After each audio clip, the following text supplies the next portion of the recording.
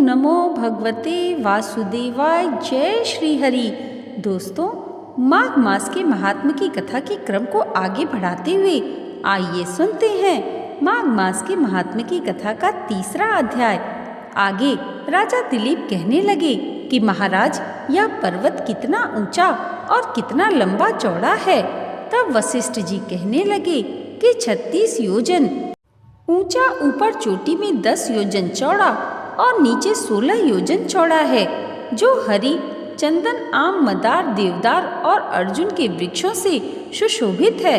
दुर्भिक्ष से दुखी होकर इस पर्वत को फल और फूलों से परिपूर्ण देखकर भृगु वहीं रहने लगे और यहाँ पर कंदराओं, वनों और उपवनों में बहुत दिनों तक तप करते रहे। इस प्रकार जब भृगु ऋषि वहाँ पर अपने आश्रम पर रह रहे थे तो एक विद्याधर अपनी पत्नी सहित उतरा। वे अत्यंत दुखी थे।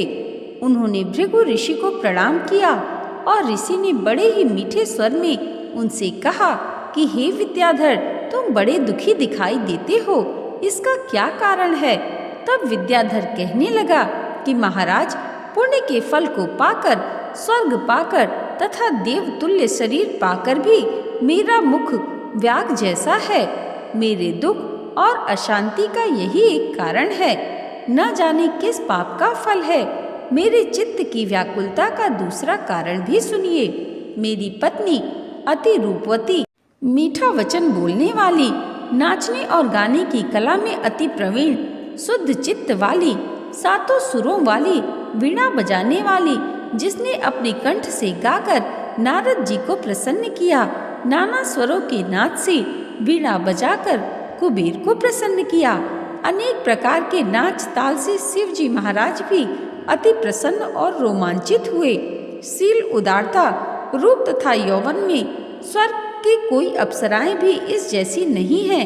कहीं ऐसी चंद्रमुखी स्त्री और कहाँ मैं व्याग मुख वाला, यही चिंता सदैव मेरे हृदय को जलाती है। विद्याधर के ऐसे वचन सुनकर तीनों लोकों की भूत, भविष्य और वर्तमान की बात जानने वाले तथा विद्या दृष्टि वाले ऋषि कहने लगे, हे विद्याधर, कर्म के विचित्र फलों को प्राप्त होकर ज्ञानी पुरुष भी मोह को प्राप्त हो जाते हैं। मक्खी के पैर जितना विष भी प्राण लेने वाला हो जाता है।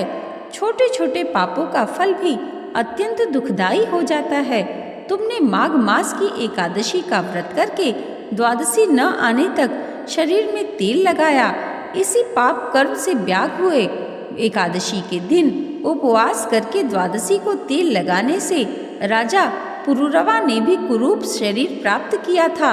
तब वह अपने कुरूप शरीर को देखकर दुखी होकर हिमालय पर्वत पर देव सरोवर के किनारे पर गया। प्रीतिपूर्वक शुद्ध स्नान कर कुसा के आसन पर बैठकर भगवान कमल नेत्र, शंख, चक्र, गदा, पद्म के धारण करने वाले, पीतांबर पहने, वन माला धारण किए हुए विष्णु का चिंतन करते राजा पुरुरवा ने 3 मास तक निराहार रहकर भगवान का चिंतन किया।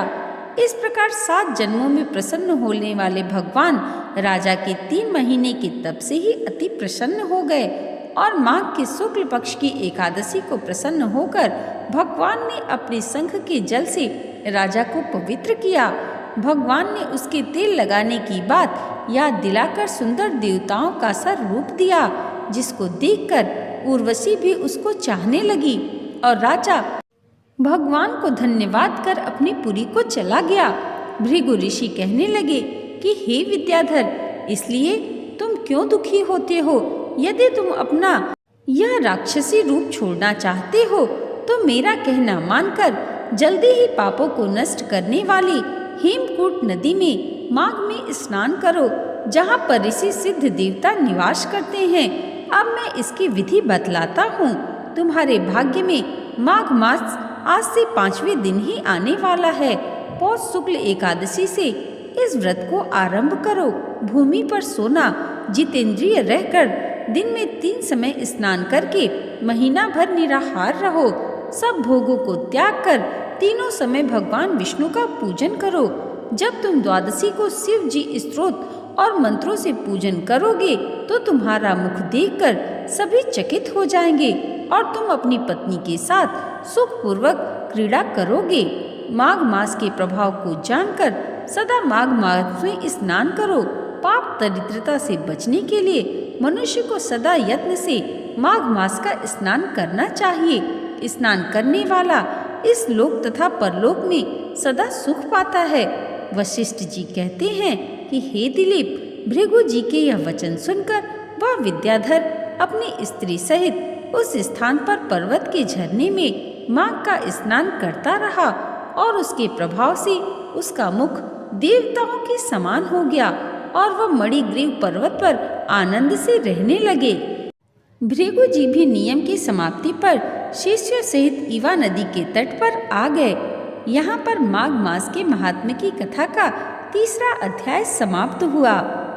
दोस्तों, भगवान श्री हरि की कृपा आप सबके जीवन पर सदैव ऐसे ही बनी रहे, इसी मंगल कामना के साथ मिलते हैं अगले वीडियो में माघ मास के महात्म्य की कथा के चौथे अध्याय के साथ। तब तक के लिए जय माता दी, जय श्री हरि।